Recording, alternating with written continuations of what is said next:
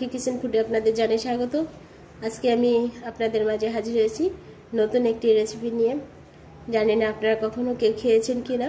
তো আজকে আমি আলুর খোসা ভাজি করব। আপনারা ভিডিওটি না টেনে দেখে দেখুন। 3টা আলু নিয়েছি, এবার এগুলো খোসা ছাড়িয়ে নেব।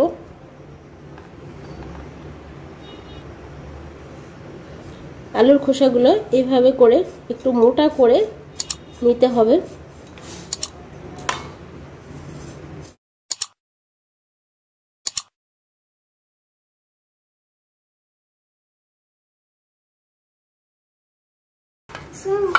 আলুর খোসাগুলো এইভাবে করে কেটে নিয়েছি।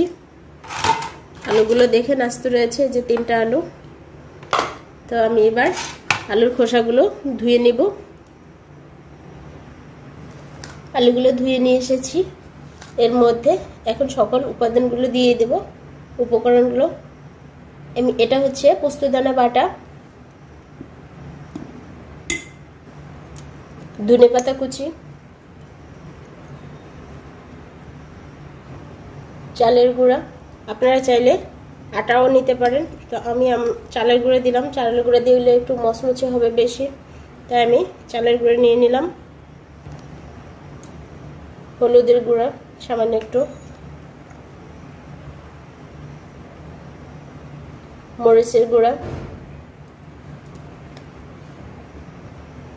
স্বাদ মতো লবণ, এগুলো দিয়ে এবার সবগুলো মাখা রাখবো।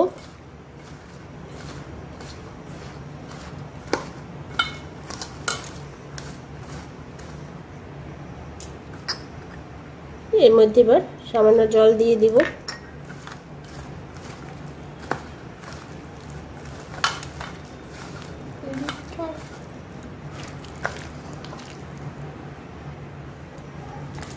আমার মাখানো হয়ে গেছে। আমি এবার 5 মিনিট মতো রেখে দিব। 5 মিনিটের পর ভাজতে যাব। এবার 5 মিনিট পর ফিরে আসছি। আমি কড়াই নিয়ে নিলাম চুলায়। কড়াইতে সরিষার তেল নিয়ে নিলাম। সরিষার তেল বেশি না, অল্প নিতে হবে। অল্প বেশি তেলে হয়ে যাবে। তেলটা গরম হয়ে গেছে। এবার আমি ভাজিটা দিয়ে দেব।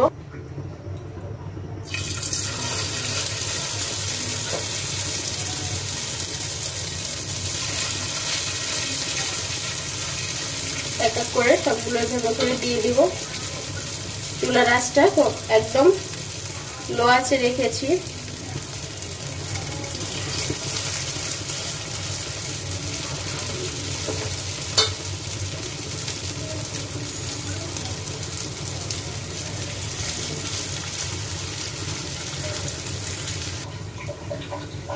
এবার আমি ঢেকে দেব পরে সিদ্ধ হওয়ার জন্য।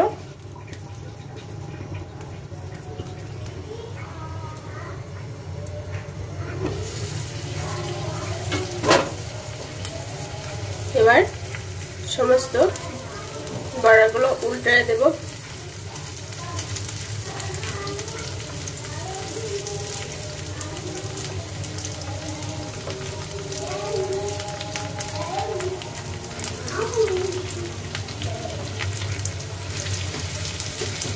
সমস্ত আলু ভাজিগুলো উল্টানো হয়ে গেছে। এবার আবারও ঢেকে দিব।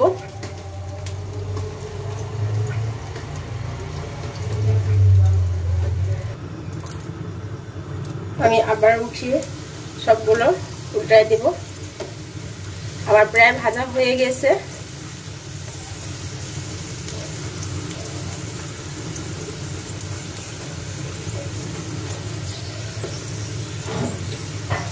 তো বন্ধুরা, আমার এই পদ্ধতি একেবারেই সহজ। তো আপনারা এই পদ্ধতিতে এইভাবে আলুর খোসা না ফেলে দিয়ে ভাজি করে খেয়ে দেখবেন কেমন হয়েছে। যদি আপনাদের এই ভিডিওটি এবং আমার এই রেসিপিটি ভালো লেগে থাকে, অবশ্যই লাইক, কমেন্টস, শেয়ার করবেন।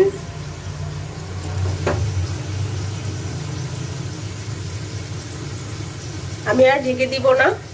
এবার আস্তে করে এভাবে ভেজে উঠবো কড়া করে। আমার ভাজা হয়ে গেছে। আমি এবার উঠিয়ে নেব।